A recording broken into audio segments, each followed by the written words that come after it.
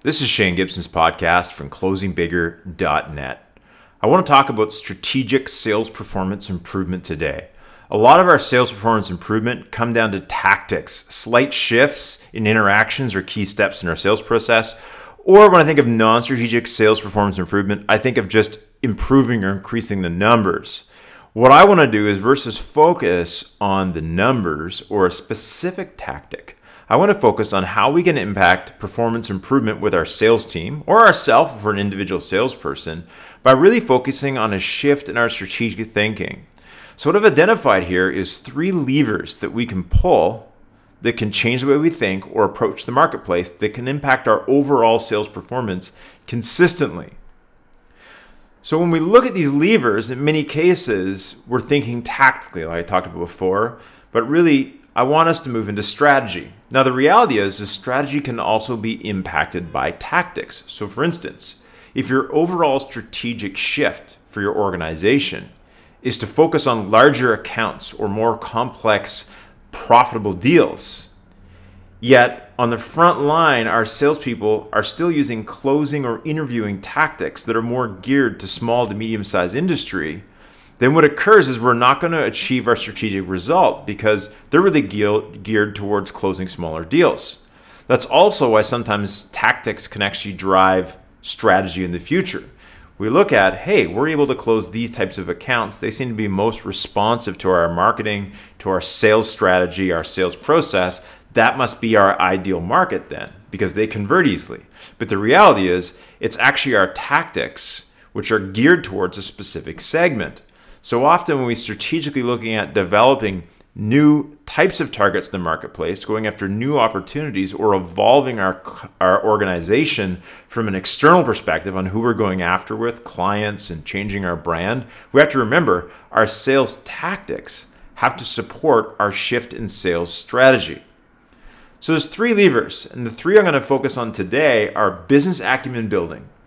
And beyond just building business acumen, what does a good business acumen building system look like for us? And the importance of building acumen in our sales team. This can be a very important strategic shift in our sales performance. A-zone pipeline management only. Any of you who've been to any of my seminars or listened to a few other podcasts, you know I talk about the A-zone or the 80-20 rule on a regular basis.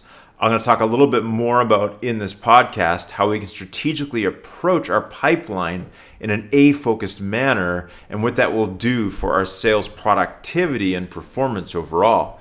And then lastly, I want to talk about the in-between meetings. So one of the areas that we can shift our thinking strategically and improve our performance and our pipeline and our referrals, our size of deals and our renewals is actually systemizing and focusing on what I like to call in-between meetings, which I mentioned in my last podcast, which is about investing in value-added interactions over time with key accounts outside the key steps in the sales process and in between the key steps in the sales process. So acumen developing system. Number 1, what is a system? I talk about a system, really what is it? There's a number of things that can go into a sales or business system, but for me it's process, methodology, technology, and accountability. That's really what it's all about. Is a good system has a solid process or steps. It's got solid methodology and around what to do at each step. It's powered by technology, and it's got built-in accountability to get these steps done in the process in the right way with the right technology. So that's really what I'm talking about when I talk about building a system. So acumen in many cases is the missing link for most would-be value sellers and trusted advisors.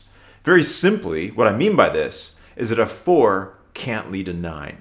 So it's a nice thing to say to our sales team, hey, you need to lead the customer in the sales process.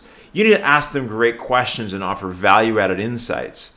But if my client's knowledge is way up here of the industry, their needs, what's happening in the marketplace and their customers, and I only have a very fundamental understanding, how am I supposed to add value through conversation? It's not really going to work. It also is not going to allow me to ask the right questions to unearth the core client drivers and also open their eyes to other opportunities for us to help them. And so building acumen is vital if you actually want to execute around most modern sales strategies. Most modern sales strategies really focus on helping salespeople move from just being an order taker or a person who goes through a script of questions and actually step out of the script and be a value-added conversationist and partner with that client. We can't do that without building business acumen. I think I probably could have spent this entire podcast, kind of an expanded version of it, maybe I'll do that in the future, on really the importance of and how to build your business acumen. I think too many salespeople think they need more leads, and a lot of times sales management thinks we need more leads coming in the funnel because our people are only converting 6 to 10% of the leads that we actually book appointments with or that we've actually engaged online. But the reality is, in many cases, what's missing is their ability to convert, not to generate more leads. And one of the biggest sources of that pain is lack of business acumen. They don't have credibility or traction in a powerful way in conversations with customers. So let's talk about building our business acumen. And this is something we have to all continually do.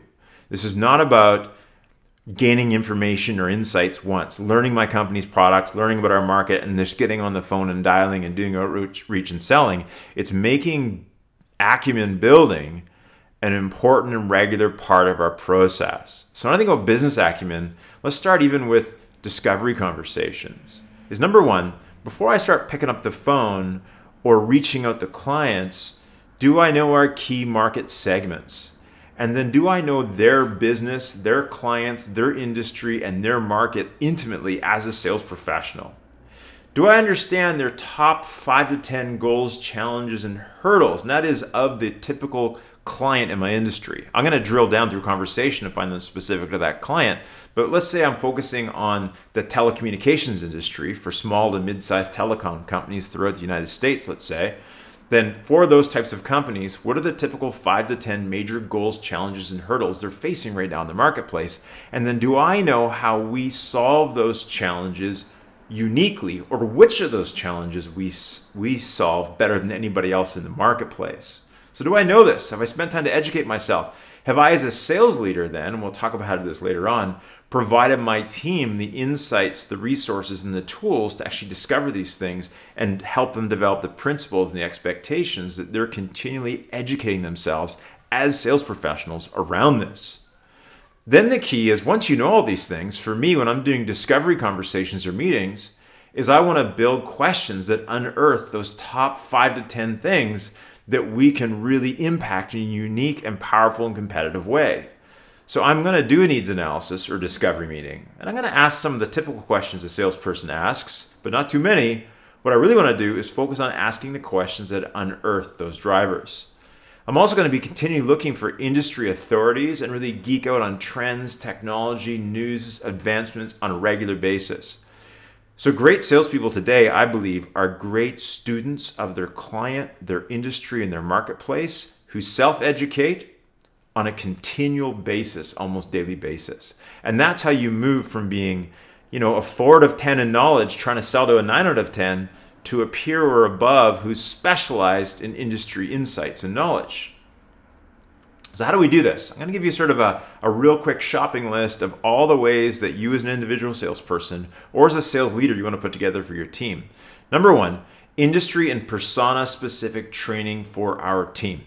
I have a client that sells assessment tools into specific industries. And one of the things they do with new salespeople is they actually get those salespeople to go through fundamental training around how to be successful in the role of their customer. So if you were selling into, let's say, a service manager at a car dealership, they would actually put you through a training program on the Service Manager 101 and to really understand that role of your customer. Why? So that you can see through their eyes, have true empathy, understand not just my product and how it benefits them, but understanding holistically the day in the life of our ideal decision maker within our ideal client. Then our overall business or industry ongoing education. So do we have that set up? So we've got a series of resources, conferences, webinars, you name it, that they can access. Then what I'd suggest, and this is something that a couple of my clients do, is they do a state of the industry or region stand-up meeting once a week. And each person on the sales team is actually responsible for sharing new insights that they've garnered in the marketplace, things that are happening, shift from a competitive perspective. It could be regulations, it could be the marketplace, it could be consumer shifts, but anything that impacts their customer. Attending conferences, industry magazines and portals. At the end of the day, just getting to know our clients intimately. And we do this by having client focus and use case meetings. So one of the best ways to figure out how your solution impacts your clients in a positive way is sit down with your happy clients who've implemented your solutions long after you've closed the deal, have a lunch with them or do a Zoom meeting and interview them a bit and understand how they're using your solution, how it's impacted them, what you could do better. But overall, by doing this on a regular basis with our key accounts, we start to really understand and also collect great case studies and stories that we can use in our sales process later on. Listen to calls of other team members, of course, lunches with our own internal team members and experts. So in a lot of cases, as a salesperson, if I'm selling technology, for instance, for my company, when's the last time the sales team had a lunch with the CTO and their product development team to talk about what those people are seeing as happening in the marketplace and what they're working on and why? So developing a real intimate understanding of your product and your solutions and where it's evolving to. And then just a list of must-follow industry leaders. As a sales leader, do I have a top 10 list or top 5 list of industry leaders that my salespeople should be following on a regular basis? So how do I build an acumen system out of this? Well, number one, what I would suggest is how do you take this from a great idea to systemizing it, making part of your training and development, is number one, know your knowledge and competency map. What do your people need to know? What do they need to be experts in and learn on a continual basis? Quiz them on industry knowledge, right? You can do this formally and informally. You can actually have written quizzes, or you can just question them and ask them questions in your stand-up meetings, and even do role plays and see how well they use industry insights and information in a sales scenario. Obviously listen to their calls and meetings and check for application of the principles, and even have a scorecard or at least a checklist that they need to have a handle on. What are the things they really need to know, and check in on a regular basis with them, and then make it a KPI or key performance indicator and even part of their compensation and progression plan where they need to stay updated and continually educate themselves. So why do this? And as a salesperson, if you're listening to this going, that's a lot of pressure on me here, and do I really want my management leaning on me with my acumen? They're doing you a favor. If you can expand your knowledge, become an expert and a true resource to your client, everything from prospecting to opportunity and development, to networking, to your discovery calls, to your demos, to your ability to take what they've told you and show them why your solution can impact their business in a way that makes them want to do business with you, all happen from building that business acumen. So that's the big one. That's lever one, and they're all built upon this, in my opinion. The second lever, which I'm not going to spend as much time on here, is the A-zone pipeline management. So we look at our entire pipeline a lot of times. It goes, how much money or deals is in your sales pipeline? And I say, well, I've got $1 million in there, potential business. But then when I start to look at, let's take a look at everybody who's stalled or hasn't moved in the pipeline, and you kind of shave those off. And you look at who is progressing and moving on and I'm staying engaged with on a regular basis. That's a bit more of a realistic look on who's really in our pipeline. In a lot of cases, some of them are just stuck and they're going to stay there forever or fall out. But then on the next level is what's our strategic pipeline? And so when I think of strategic pipeline, when I'm really looking at what's the likely value of this pipeline, one of the biggest indicators for me isn't the number of dollars. It's the number of A category opportunities and the dollars associated with them. So our A's, of course, are our 20%ers that give us 80% of our business. We should understand who those are within our CRM, but also within the marketplace. And I want to know, if I'm managing performance, I want to actually look at focusing on the A's. And that means how many do we add on a monthly basis to our pipeline? That salesperson, how many A's have you taken from a suspect to a prospect to at least booking a first meeting with them? How many have you added to the pipeline at that stage? And then how many have we moved through a fulcrum step? And what I mean by a fulcrum step is, depending upon your organization, you'll have a certain step in your sales process where things begin to flow. So in my business, almost always a fulcrum step is the needs analysis. If I get a client on the phone for a discovery call, if it's a deal, If there's a match, if they're a true A, there's a high likelihood it's going to move forward. So that's a fulcrum step. So how many people have I moved through that step? Now, for a client of mine, for them, it doesn't matter how many of those beautiful discovery meetings where we're all happy together and things seem like they're going to go well happen. For them, it's actually the number of quotes and proposals they ship on a monthly basis. That's their key performance indicator that they can tell in X weeks they're going to have revenues on the board. So I would look at those two KPIs only and really work as a team to focus on them, as how many A's we're adding and how many we're moving through that fulcrum step. Not how many deals, not how many C's and B's, not how many kind of really truly not qualified prospects, but the true A's. And that will give you a better idea from a forecasting perspective. Now, why A's for me? An A doesn't mean the biggest prospect. It means one that truly is ideal. You're ideal for them as a supplier and they're ideal for you as a client. There's a truly good fit.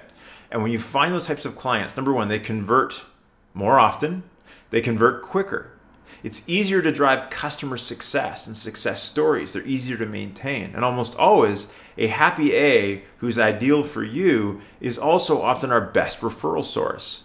So it has this knock-on effect that not only are they larger and more profitable deals in most cases, but they convert more often and quicker, and they also precipitate into better referrals and less stress on our customer service system or our actual delivery side of our business, whatever solution we're selling. So how do we go from, how do we get a bit strategic and tactical with implementing this one performance improvement piece? Number one, obviously define our A's, is understanding who our true A category prospects and clients are. Number two, invest in acumen around those specific A segments. So it's not about knowing the whole marketplace, but becoming an expert in our A category prospects, their clients, their target market, everything I talked about before. Number one, definitely lock in our calendar from a time perspective, a proper amount of time to actually go after these accounts. I've talked about this before, but for me, I think 25% or more time from a conquest perspective should be in our schedule on a weekly basis. But also not just time, so time blocking is important, but allocation of resources. So what I mean by this is that what resources do I need to allocate as a sales leader? What resources do I need to lobby upper management or the marketing team or production or whoever it might be to support the sales team in actually selling to these A's? Is it getting them to the right events? Is it giving them more resources from a marketing perspective? Is it getting a sales admin person to help the team? A full-time researcher, whatever that might be, what resources they need to focus strategically. And then compensate more for A's. So I would look at, even within my performance management, from a rewards perspective, is it's great that they brought in $1 million of revenues, but a certain percentage of it has to be conquest or new business. And within that, a certain percentage should be A accounts based upon the definition you give them. They get a bit of a top up or an additional bonus for focusing on our ideal client that fits where we want our business model to go. And lastly, fine-tune collateral, budgets, and mentorship on this segment. So that's the second big lever. So the in-between meetings, this is the last one, and this kind of piggybacks on the first two, is that many deals are closed and decisions are made outside of the sales or buyer steps. In informal meetings, sidebar conversations, the meeting after the meeting, or even bumping into someone accidentally on purpose in a community or an organizational event. Also, it's just because relationships take more effort and frequent engagements than most sales processes allow or need. So you're in between key steps of the deal. You've got everything. Now there's this sort of radio silence for a month. What are we doing to fill that silence? Sometimes it's the in-between meetings. It's value added, just nurturing. But even after a deal's closed and they're going to buy from us again a year from now or 6 months from now, are we leaving it till month 5? Or do we have in-between meetings or value-added interactions that actually help increase our mind share, therefore our wallet share, and expand the relationship? Also, when you have meetings that are outside of the typical sales process, you're actually allowed to, or you're able to, practice deep listening without an agenda and build trust.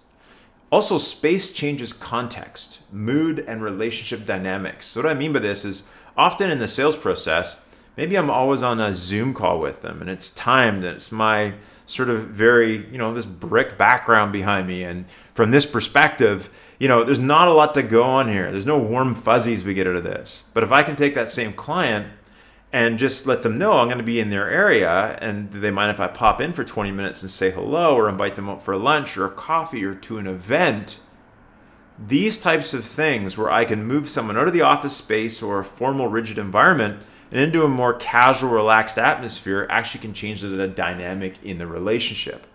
One of the things I'll do is if there's major events in town occurring that I feel my clients would find valuable, I buy a ticket for myself, but I always buy an extra ticket and invite out a key client who I know is open to maybe expanding the relationship and that there'd be value in building a relationship for both of us, and I often bring them to an event with me. So I never go to an event alone if at all possible. But many times those in-between meetings, those conversations, the casual ones, actually help me understand them better and what motivates them in life and their business. And it really just makes it easier to grow the account, retain the account. And actually for me as a sales professional, it makes it more worthwhile. People like to do business with people who they like. And that goes for the seller too. I get to know people, I enjoy them, and it just makes it easier and my work more value added as well. So make it part of your activities. So invite clients to lunch on a frequent basis. Actually set a goal or a KPI for that. How many of my key accounts or potential key accounts am I inviting out on a monthly or weekly basis? Maybe suggesting a meetup between steps of a long sales cycle to review notes, check in, confirm things haven't changed, make sure that we're on the right path. Do an after-sales service audit. So this is something we can do, I mentioned this earlier, is set a goal that with each account at certain milestones after you've sold them, that the salesperson checks in with them again. Even if there's a customer success team, I think it's important the salesperson who started the relationship originally does this, because that's going to drive maybe a different perspective. Maybe they'll get some different information than the customer success team gets. They want to share that, of course, but also what it also does in many cases is it plants the seed for referral business as well. Attend industry events where you can bump into them. So this is another way that you can kind of manufacture these sidebar or informal conversations, is making sure you're out at industry and community events where your key accounts or key prospects are on a regular basis. Engage them on social media often. So you know that I'm a big advocate of social selling. And these little casual, quick conversations or messages that we send to people, or we congratulate people on stuff and we ask them key questions, sometimes that can actually precipitate into a deeper conversation and a really valid reason to pick up the phone and say hello. And then, of course, participate in client events. If they're doing things in the community, if they're holding festivals and conferences and trade shows, if the CEO is invited to speak at another conference, find a way to be there to engage them and meet their team. And again, create some more in-between casual but vital meetings with your key accounts. So these are 3 levers. So the 3 levers, again, if we look at it, is number 1, manage these in-between meetings by measuring it as part of your cadence. Give people a time and money budget they must spend on A's. So this is important. Like, here's your budget. From a time perspective, I expect you to be spending 25% of your proactive time on A's. In addition to this, here's your budget per A that you should be spending from a dollar perspective on entertaining them, lunches, value-added interactions, you name it.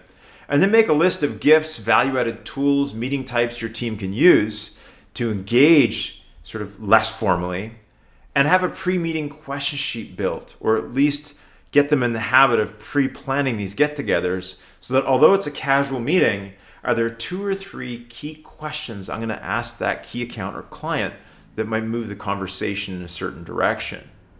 So here's the summary for our podcast today. Number 1, strategic improvement is not just about improving our activities or tactics, but changing the way we think. And so this podcast is really devoted to thinking like a business person and being strategic about who we engage and deepening those relationships, but not just as a principle, but developing habits and processes and measurements and rewards around that new thinking. So it's really about investing, becoming more valuable and credible.